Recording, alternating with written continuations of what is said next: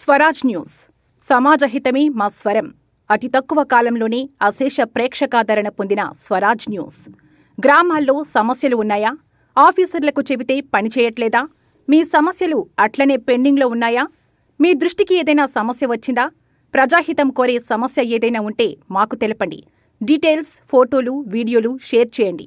మీరే మీ సమస్యకు full stop పెట్టే రిపోర్టర్ కావచ్చు. సమస్య కనిపించిందా? వీడియో లేదంటే ఫోటోలు పంపించండి. దాన్ని మేము జనానికి చూపిస్తాం. Swaraj news WhatsApp number 9416230788. నమస్తే, వెల్కమ్ టు స్వరాజ్ న్యూస్. ముందుగా హెడ్లైన్స్. సఫిలగూడ లేక్ పార్క్ ను సందర్శించిన మల్కాజ్గిరి ఎంపీ. పలు సమస్యలను ఎంపీ దృష్టికి తీసుకువెళ్లిన కాలనీ వాసులు తప్పక సమస్యల పరిష్కారానికి కృషి చేస్తారని హామీ ఇచ్చిన ఈటెల.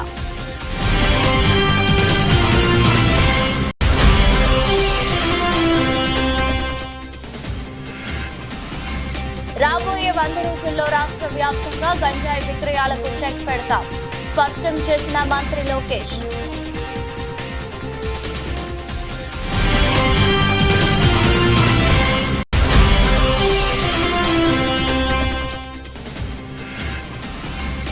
గ్రూప్స్ అభ్యర్థులకు న్యాయం చేయాలి, ప్రభుత్వాన్ని డిమాండ్ చేసిన మాజీ మంత్రి బీఆర్ఎస్ నేత హరీష్ రావు డిమాండ్.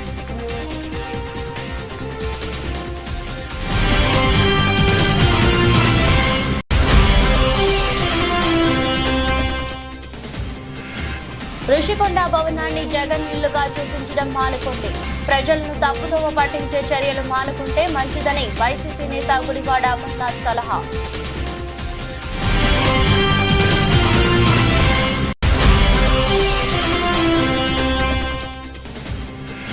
ప్రపంచంలోనే అత్యంత ఎత్తైనదిగా చినాబ్ బ్రిడ్జి రికార్డు.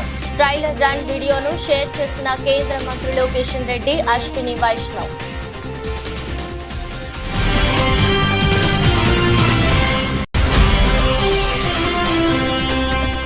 హైదరాబాద్ లో జగన్ నివాసం వద్ద అక్రమ కట్టడాల కూల్చివేత అనంతరం జీహెచ్ఎంసీ అధికారి బదిలీ. ఉన్నతాధికారుల ఆమోదం తీసుకోకపోవడంతో తీవ్రంగా పరిగణించిన తెలంగాణ సర్కార్.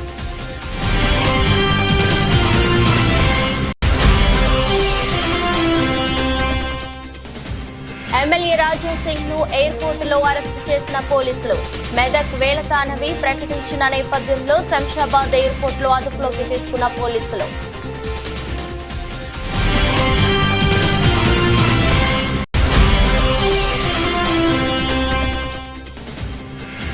నేపాల్ పై విజయం, 21 పరుగుల తేడాతో బంగ్లా ఘన విజయం. సూపర్ 8కి బంగ్లాదేశ్, 22న భారత్ తోటి.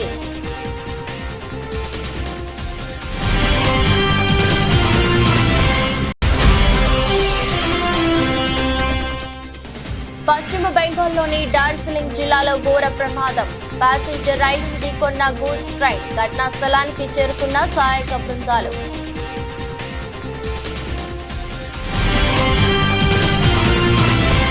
సఫిలగూడ లేక్ పార్క్ ను మల్కాజ్గిరి ఎంపీ ఈటెల రాజేందర్ సందర్శించారు.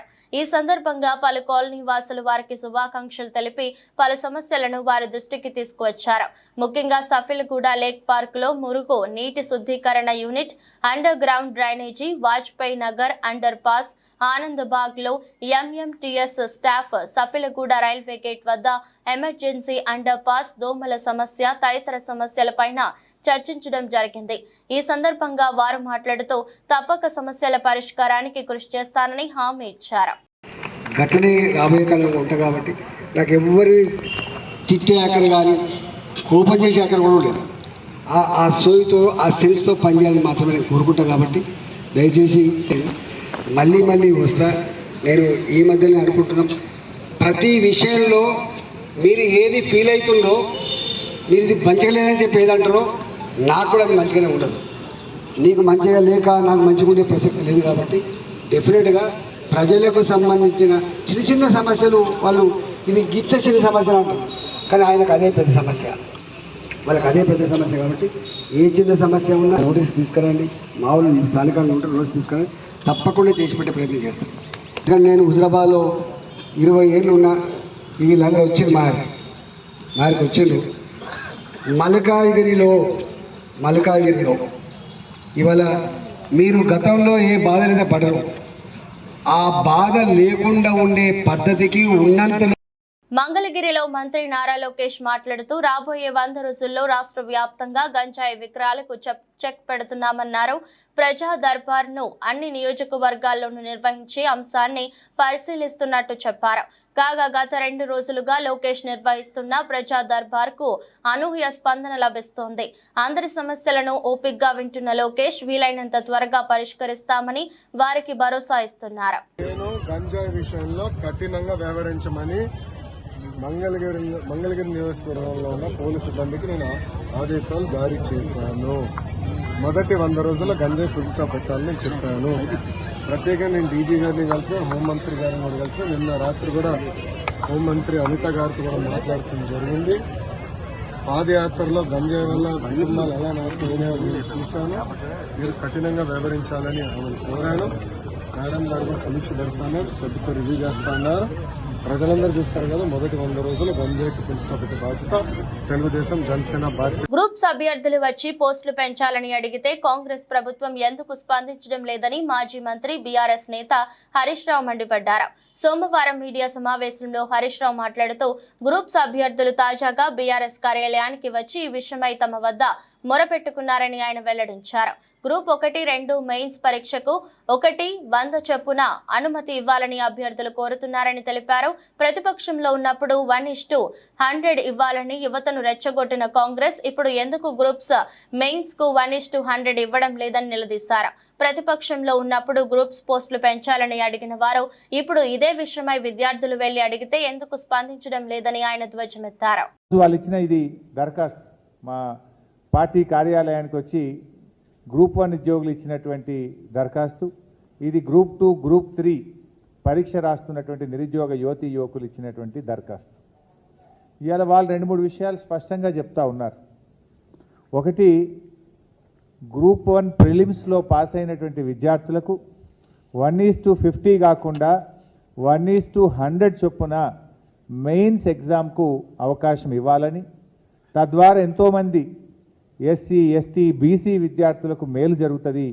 1:100 చొప్పున మరి మెయిన్స్ పరీక్షలకు అనుమతి ఇవ్వాలని చెప్పి ఈరోజు బీఆర్ఎస్ పార్టీ ఈ రాష్ట్రంలోని గ్రూప్ 1 పరీక్ష రాసిన విద్యార్థుల పక్షాన డిమాండ్ చేస్తూ ఉంది. ఆ రోజు ఇదే కాంగ్రెస్ పార్టీ మరి ప్రెస్ మీట్లు పెట్టి అశోక్ నగర్కి వెళ్ళి నిరుద్యోగ యువతీ యువకులతో సమావేశాలు పెట్టి మేము అధికారంలోకి వస్తే 1:100 చొప్పున మెయిన్స్ పరీక్ష రాయడానికి అవకాశం ఇస్తామని చెప్పారు. అంతేకాదు మీకు ఒక వీడియో కూడా చూపిస్తాను. అసెంబ్లీలో ఈనాడు ఉప ముఖ్యమంత్రిగా ఉన్న బట్టి విక్రమార్క గారు కూడా 1:100 చొప్పున మెయిన్స్ పరీక్షకు అనుమతి ఇవ్వాలని చెప్పి ఆయన అసెంబ్లీలో డిమాండ్ చేశారు. మరి ఆ రోజు అశోక్ నగర్కి వెళ్ళి మాట్లాడతారు, అసెంబ్లీలో మాట్లాడతారు.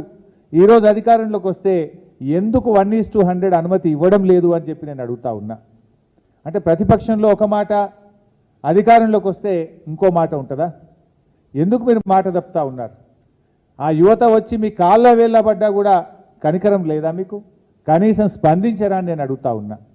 ఆ రోజు బట్టి గారు మాట్లాడినటువంటి వీడియో కూడా ఈరోజు మీ ముందు అసెంబ్లీలో ఆయన మాట్లాడిన వీడియో కూడా చూపిస్తాం.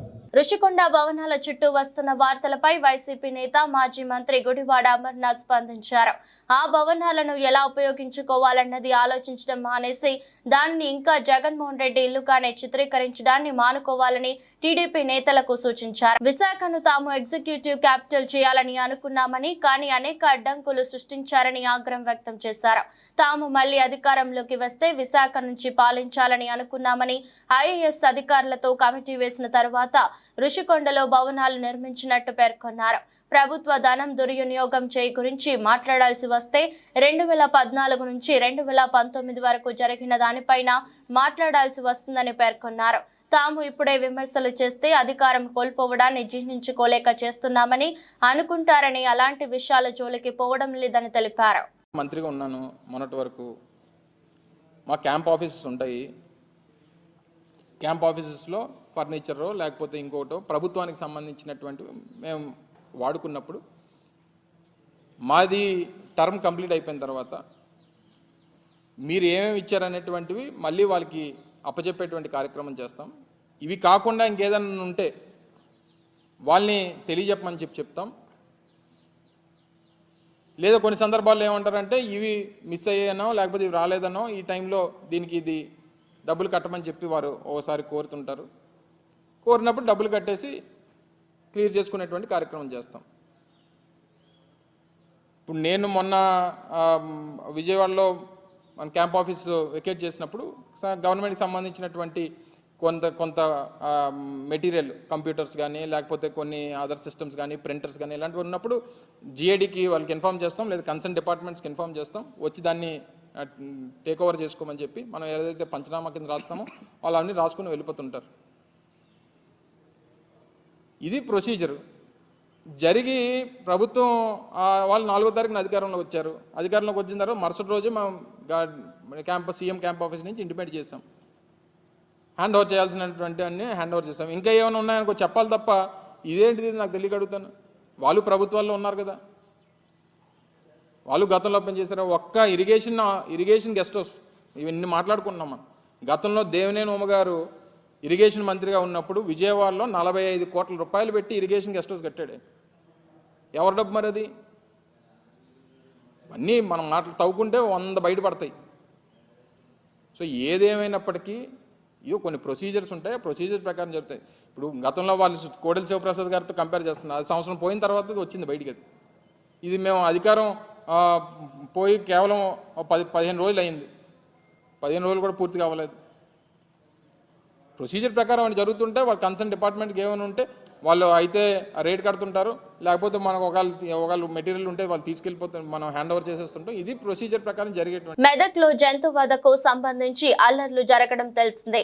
దుకాణాలు, వాహనాలు ధ్వంసమయ్యాయి. 2 వర్గాల మధ్య జరిగిన ఘర్షణలో రాజ్ అరుణ్ అనే యువకుడు కత్తిపోట్లకు గురికాక నర్సింగ్ అనే యువకుడు రాళ్ల దాడిలో గాయపడ్డాడు.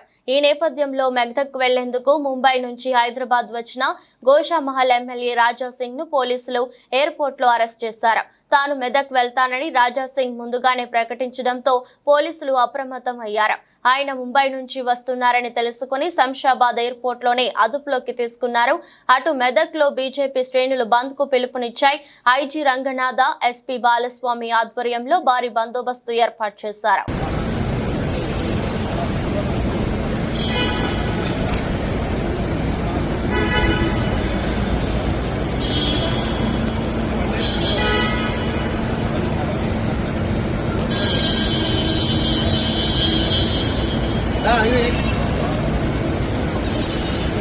బక్రీద్ పండుగ సందర్భంగా వినుకొండ తిమ్మాయపాలెం రోడ్లో గల ఈద్గా మసీదులో జరిగిన ప్రత్యేక ప్రార్థనలో వినుకొండ ఎమ్మెల్యే జీవి ఆంజనేయులు పాల్గొని ముస్లిం సోదరులకు ఆత్మీయ ఆలింగనం చేశారు.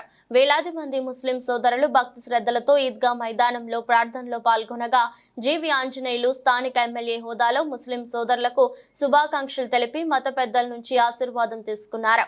అనంతరం జరిగిన ప్రత్యేక ప్రార్థనలో ముస్లిం సోదరులతో కలిసి ఆయన పాల్గొన్నారు. త్యాగానికి మారుపేరు బక్రీద్ పండుగ. అలాగే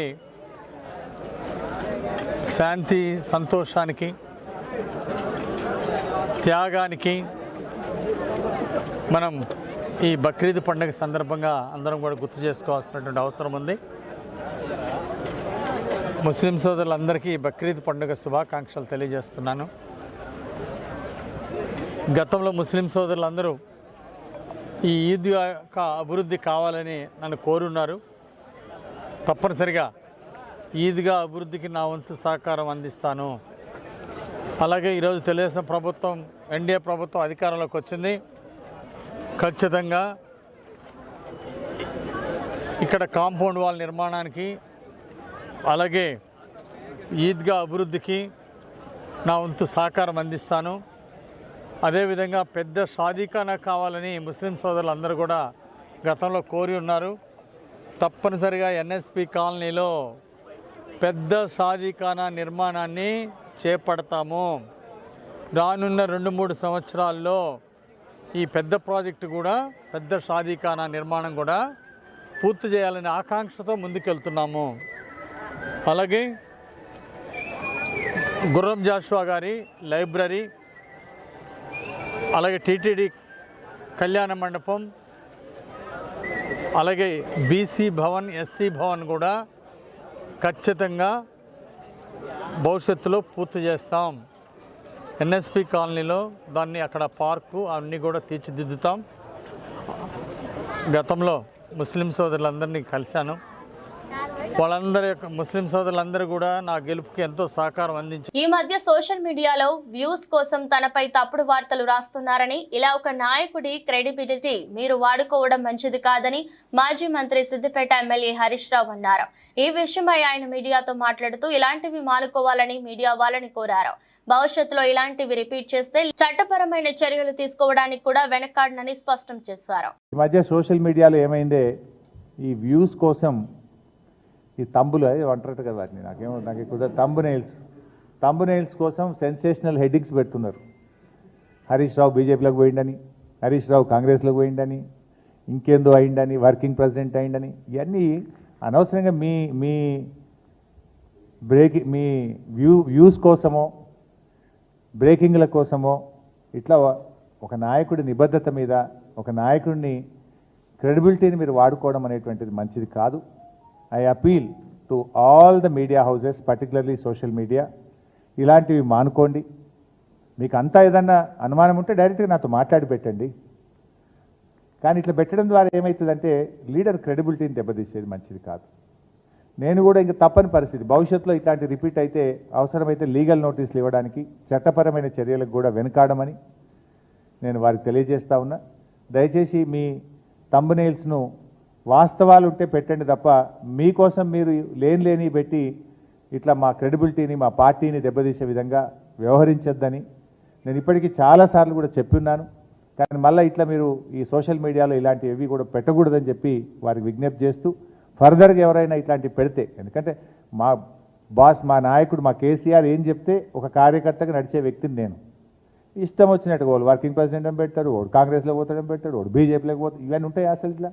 నేను చాలాసార్లు స్పష్టంగా చెప్పాను, మీ బ్రేకింగ్ల కోసం, మీ లైక్ల కోసం, మీ వ్యూస్ కోసం, మీ రేటింగ్ల కోసం ఒక నాయకుడి యొక్క నిబద్ధతను, నిజాయితీని దెబ్బతీయొద్దని, ఇలాంటివి మానుకోవాలని చెప్పి నేను విజ్ఞప్తి చేస్తున్నాను. శాంతి భద్రతలకు విఘాతం కలిగిస్తే ఎంతటి వారినైనా ఊరుకునే ప్రసక్తే లేదని మెదక్ ఎమ్మెల్యే రోహిత్ హెచ్చరించారు. ఆదివారం ఆయన మాట్లాడుతూ మత సామరస్యాలకు ప్రతీకగా నిలిచిన మెదక్ ప్రాంతంలో కొందరు వారి స్వార్థ ప్రయోజనాల కోసం మత తిచ్చులు రేకెత్తించి ప్రజల్లో భయాందోళనకరమైన వాతావరణాన్ని సృష్టించారని ఆరోపించారు. ఎలాంటి అవాంఛనీయ ఘటనలు జరగకుండా పోలీసులు నిరంతరం గస్తీ నిర్వహించాలని అన్నారు. మెదక్ పట్టణంలో ఏదైతే ఘటన జరిగిందో చాలా బాధాకరం, దురదృష్టకరం. ఎవరైతే కొంతమంది వారి స్వార్థం కోసం మా మెదక్ శాంతి భద్రతలకు భంగం కలిగిస్తూ మా మెదక్ ప్రజలను ఎవరైతే ఇబ్బంది పెడతా ఉన్నారో వారందరి మీద కూడా కఠినమైన చర్యలు తీసుకోవాలని చెప్పి డీజీపీ గారిని కోరడం జరిగింది. ఇందులో ఎంత పెద్ద వారున్నా ఎవరున్నా ఉపేక్షించేది లేదు, వదిలేది లేదు. అందరి మీద కూడా కఠినమైన చర్యలు తీసుకుంటాం.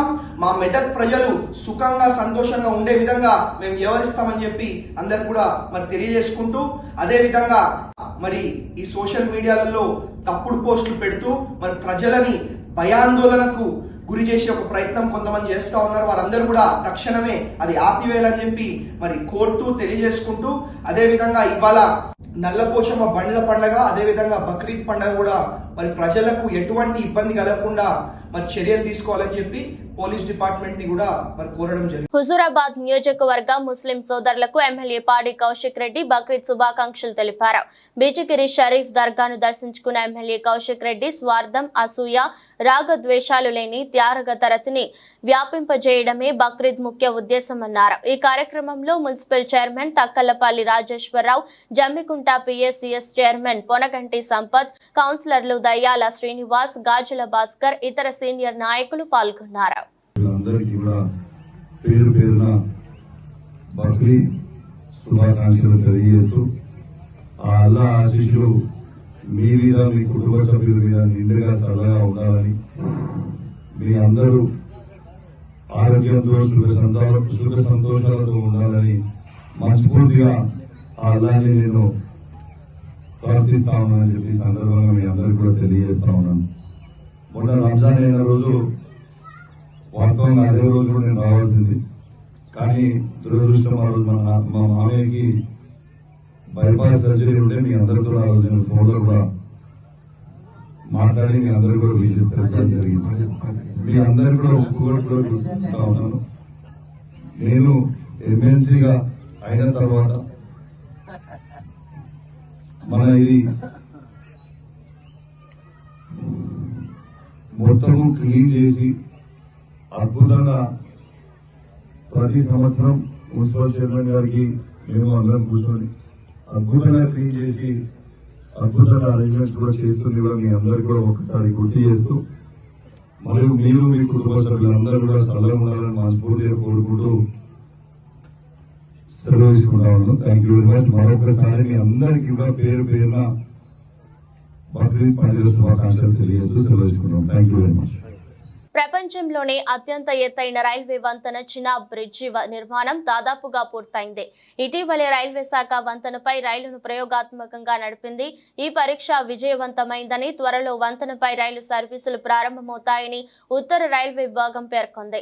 జమ్మూ కాశ్మీర్లోని రంబాన్ జిల్లా సాగల్దాన్ నుంచి రియాసీ జిల్లాను కలుపుతూ ఈ వంతెనను నిర్మించారు. ట్రయల్ రన్ విజయవంతం అవడంపై కేంద్ర మంత్రి కిషన్ రెడ్డి కూడా స్పందించారు. ఇందుకు సంబంధించిన వీడియోను షేర్ చేశారు. త్వరలో రైలు సర్వీసులు ప్రారంభమవుతాయని అన్నారు. భారత్ లో ప్రస్తుతం కన్యాకుమారి నుంచి కత్రా, కాశ్మీర్ లోయలోని బారాముల్లా నుంచి సంగల్దాన్ వరకు రైల్వే సేవలు కొనసాగుతున్నాయి. తాజాగా పూర్తయిన ఈ వంతెన ప్రజలకు అత్యంత ఉపయోగకరంగా మారనుంది. రైలు మార్గం ద్వారా కాశ్మీర్ ను భారత్ లోని మిగతా ప్రాంతాలకు అనుసంధానించేందుకు చేపట్టిన ఉదంపూర్, శ్రీనగర్, బారాముల్లా రైల్వే ప్రాజెక్టులో ఇది భాగం. చినాబ్ నది గర్భం నుంచి 359 మీటర్ల ఎత్తులో దీన్ని నిర్మించారు. దీని పొడవు 1315 మీటర్లు. ఇప్పటి వరకు చైనాలోని బెయిపాన్ నదిపై ఉన్న షబాయ్ రైల్వే వంతెన మీటర్ల ఎత్తు పేరుతో ఉన్న ప్రపంచ రికార్డును ఇది అధిగమించింది. ప్రపంచ ప్రఖ్యాత ఈఫిల్ టవర్ కంటే చినాబ్ వంతెన ఎత్తు 30 మీటర్లు ఎక్కువ.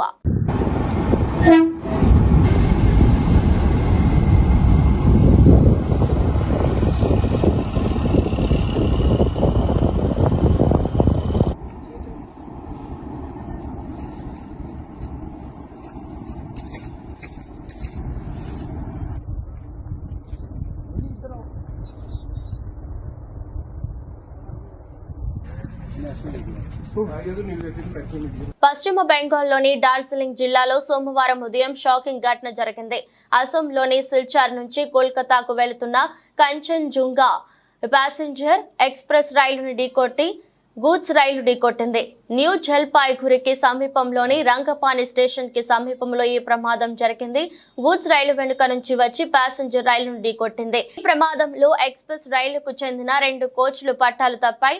ఈ ఘటనలో 5 ప్రయాణికులు మృత్యువాత పడ్డారు. 20 నుండి 25 మంది గాయపడ్డారని డార్జిలింగ్ జిల్లా పోలీసు అదనపు ఎస్పీ అభిషేక్ రాయ్ వెల్లడించారు. ఈ రైలు ప్రమాదంపై పశ్చిమ బెంగాల్ ముఖ్యమంత్రి మమతా బెనర్జీ ఎక్స్ వేదికగా స్పందించారు. డాక్టర్లు, విపత్తు నిర్వహణ బృందాలు ఘటనా స్థలానికి చేరుకున్నాయని ఆమె తెలిపారు. డార్జిలింగ్ జిల్లాలో జరిగిన ఘోర రైలు ప్రమాదం గురించి ఇప్పుడే తెలిసిందని, ఈ వార్త తెలిసి దిగ్భ్రాంతికి గురయ్యానని ఆమె చెప్పారు. సహాయ చర్యలు యుద్ధ ప్రాతిపదికన ప్రారంభమయ్యాయని ఆమె వివరించారు. కాగా ఈ ఘటనకు సంబంధించిన మరిన్ని వివరాలు అందాల్సి ఉంది. अभी थोड़ा गंभीर है. ये आप देख रहे हैं कंचनजंगा एक्सप्रेस है. ये पीछे यहाँ पे खड़ा था और पीछे से एक मालगाड़ी आके उसको ठोक दिया. 3 बॉगी अभी तक डिटेल्ड हुआ है. 5 फैटलिटी हुआ है, कैजुअलिटी हुआ है 5. अभी तक हम रेस्क्यू कर लिया है. और मालगाड़ी का जो आगे का इंजन है वहाँ पे गैस कटर लगेगा. आरपीएफ भी आ गए है. हम लोग लोकल पीएस से आ गए हैं. ठीक है. डेथ कैजुअलिटी कितनी हुई है? अभी तक जो हिसाब है 5 हुआ है. ठीक है. और कितने लोगों की मौत हुई है? 5 का मौत हुआ है अभी तक. ठीक है. इंजर्ड हुआ है? इंजर्ड अभी तक 25 to 30 nearly, but the injuries are not fatal. We have already rescued them with their luggages. एवं एखाने हम लोग लोकल का एम्बुलेंस भी हम लोग अरेंज कर चुके हैं. ठीक है. वो जो पैसेंजर्स हैं हम लोग उन लोग को बाहर निकाल के एक यहाँ पे एक मदरसा में कैंप भी सेटअप किया है. वहाँ पे लेके जा रहे हैं और वहाँ से फिर आगे बास लेके एनजीपी तक लेके जा रहे हैं. कैसे हुआ था सर? इंसिडेंट कैसे हुआ था? इंसिडेंट पीछे से मालगाड़ी आके ये कंचनजंगा जो एक्सप्रेस है, मालदा कंचनजंगा एक्सप्रेस है, इसको पीछे से कॉलिशन हो गया. ठीक है. Thank you. Hyderabad Lotus Pond లోని ఏపీ మాజీ ముఖ్యమంత్రి జగన్ నివాసం వద్ద నిన్న కొన్ని అక్రమ కట్టడాలను జీహెచ్ఎంసీ అధికారులు తొలగించిన సంగతి తెలిసిందే. ఈ ఘటన జరిగిన కొన్ని గంటల్లోనే కీలక పరిణామం చోటు చేసుకుంది. GHMC Khairatabad zonal commissioner Borkade Hemanth సహదేవరావును బదిలీ చేశారు. బోర్కాడే హేమంత్ సహదేవరావు సాధారణ పరిపాలన శాఖ జీఏడీ వద్ద రిపోర్టు చేయాలని జీహెచ్ఎంసీ కమిషనర్ ఆమ్రపాలి ఆదేశించారు. జగన్ నివాసం వద్ద ఫుట్పాత్లను ఆక్రమించి సెక్యూరిటీ అవుట్ పోస్టులను నిర్మించారని, తద్వారా ట్రాఫిక్ ఇబ్బందులు కలుగుతున్నాయన్న ఫిర్యాదులతో ఈ కట్టడాలను కూల్చినట్టు తెలుస్తోంది. ఈ కూల్చివేతలకు ఉన్నతాధికారుల ఆమోదం తీసుకోకుండానే ముందడుగు వేయడం పట్ల తెలంగాణ సర్కారు తీవ్రంగా పరిగణించింది. అయితే లోటస్ పాండ్ లో జగన్ నివాసానికి సమీపంలో నివాసం ఉంటున్న ఓ మంత్రి నిర్దేశించిన మేరకే జీహెచ్ఎంసీ జోనల్ కమిషనర్ ఈ కూల్చివేతలకు ఉపక్రమించినట్టు సమాచారం. అమెరికాలో బ్రాండెడ్ షోరూంల నుంచి కూడా దొంగలు దర్జాగా వస్తువుల్ని దోచుకెళ్తున్నారు. తాజాగా కాలిఫోర్నియాలో సినిమాల్లో చూపించే చోరీలకు ఏమాత్రం తీసిపోని విధంగా ఓ భారత వ్యాపారికి చెందిన నగల దుకాణంలో దోపిడీ జరిగింది. దుండగులు కేవలం 3 నిమిషాల్లో దుకాణాన్ని లూటీ చేశారు. ఈ నెల 12న అర్ధరాత్రి ఘటన జరిగింది. ఈ ఘటన తాలూకు సీసీటీవీ దృశ్యాలు ప్రస్తుతం సామాజిక మాధ్యమాల్లో వైరల్ అవుతున్నాయి. వీడియోలోని దృశ్యాల ఆధారంగా సుమారు 20 మంది ముసుగు దొంగలు ఈ దోపిడీకి పాల్పడ్డారు. షాపునకు కాపలాగా ఉన్న సెక్యూరిటీ గార్డును బయటపెట్టి అద్దాల ద్వారం పగలకొట్టి వారు షాపులోకి ప్రవేశించారు. ఆ తర్వాత వెంటనే షోరూమ్ అంతా వ్యాపించి డెస్కుల అద్దాలను పగలకొట్టి అందిన కాడికి ఆభరణాలను బ్యాగుల్లో వేసుకుని పరారయ్యారు. ఈ దోపిడీ తాలూకు దృశ్యాలు అక్కడి సీసీ కెమెరాల్లో రికార్డ్ అయ్యాయి. అవి కాస్త బయటకు రావడంతో ఇప్పుడు వైరల్ అవుతున్నాయి. కాగా లూటీ చేసిన దుండగులకు ప్రాంతం గురించి బాగా తెలిసినట్టు అనిపిస్తుందని స్థానిక మీడియా పేర్కొంది. ఇక రంగంలోకి దిగిన పోలీసులు 5 అనుమానితులను అదుపులోకి తీసుకున్నారు. మిగతా వారి కోసం గాలిస్తున్నారు. T20 వరల్డ్ కప్ లో భాగంగా కింగ్స్ టౌన్ వేదికగా నేపాల్ తో జరిగిన మ్యాచ్ లో బంగ్లాదేశ్ 21 పరుగుల తేడాతో విజయం సాధించింది. ఈ గెలుపుతో బంగ్లాదేశ్ సూపర్ 8కి దూసుకెళ్లింది. గ్రూప్ డి నుంచి దక్షిణాఫ్రికా తర్వాత తదుపరి దశకు అర్హత సాధించిన జట్టుగా నిలిచింది. దీంతో సూపర్ 8లో భాగంగా అంటిగ్వా వేదికగా ఈ నెల 22న టీమిండియాతో బంగ్లా తలపడనుంది. ఇక ఈ మ్యాచ్ లో టాస్ ఓడి తొలుత బ్యాటింగ్ చేసిన బంగ్లాను నేపాల్ బౌలర్లు 106 పరుగులకే కట్టడి చేశారు. ఆ జట్టు బ్యాటర్లలో షకీబ్ చేసిన 17 రన్సే అత్యధిక వ్యక్తిగత స్కోరు. నేపాల్ బౌలర్లలో సోంపాల్, దీపేంద్ర రోహిత్, సందీప్ చెరో 2 వికెట్లు తీశారు. ఆ తర్వాత 107 పరుగుల స్వల్ప లక్ష్య ఛేదనతో బరిలోకి దిగిన నేపాల్ జట్టు 19.2 ఓవర్లలో 85 పరుగులకే కుప్పకూలింది. దీంతో బంగ్లాదేశ్ 21 పరుగుల తేడాతో గెలిచింది. 4 వికెట్లు పడగొట్టి బంగ్లా విజయంలో కీలక పాత్ర పోషించిన Tanzim Hasan Sheikh big player of the match award దక్కింది. వార్తలు ముగించే ముందు మరోసారి హెడ్లైన్స్. సపిలిగూడ లేక్ పార్క్ ను సందర్శించిన మల్కాజ్గిరి ఎంపీ. పలు సమస్యలను ఎంపీ దృష్టికి తీసుకువెళ్లిన కాలనీ వాసులు తప్పక సమస్యల పరిష్కారానికి కృషి చేస్తారని హామీ ఇచ్చిన ఈటెల.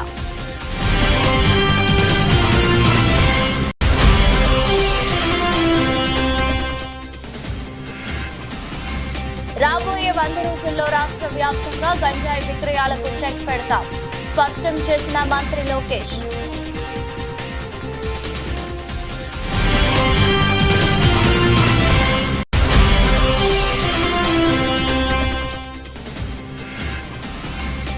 గ్రూప్స్ అభ్యర్థులకు న్యాయం చేయాలి, ప్రభుత్వాన్ని డిమాండ్ చేసిన మాజీ మంత్రి బీఆర్ఎస్ నేత హరీష్ రావు డిమాండ్.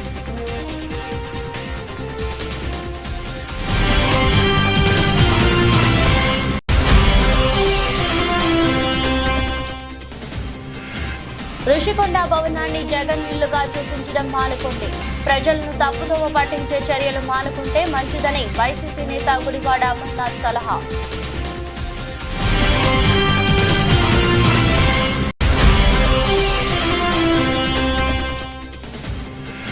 ప్రపంచంలోనే అత్యంత ఎత్తైనదిగా చినాబ్ బ్రిడ్జి రికార్డు.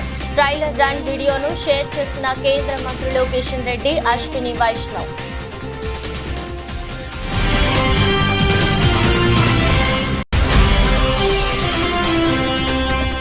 హైదరాబాద్ లో జగన్ నివాసం వద్ద అక్రమ కట్టడాల కూల్చివేత అనంతరం జీహెచ్ఎంసీ అధికారి బదిలీ, ఉన్నతాధికారుల ఆమోదం తీసుకోకపోవడంతో తీవ్రంగా పరిగణించిన తెలంగాణ సర్కార్.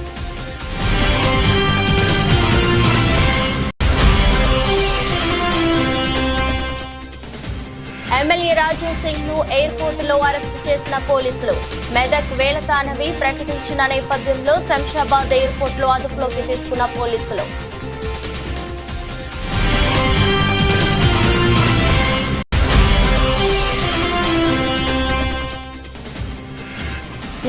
బంగ్లాదేశ్పై విజయం 21 పరుగుల తేడాతో బంగ్లా ఘన విజయం. సూపర్ 8కి బంగ్లాదేశ్ 22న భారత్తో ఢీ.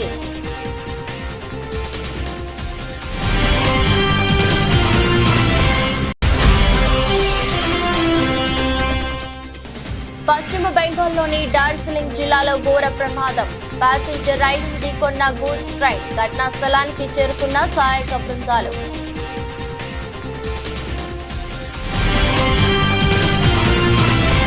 ఈ దృష్టి బులెటిన్ మరో బులెటిన్లో మళ్ళీ కలుద్దాం. అంతవరకు సెలవు. నమస్కారం.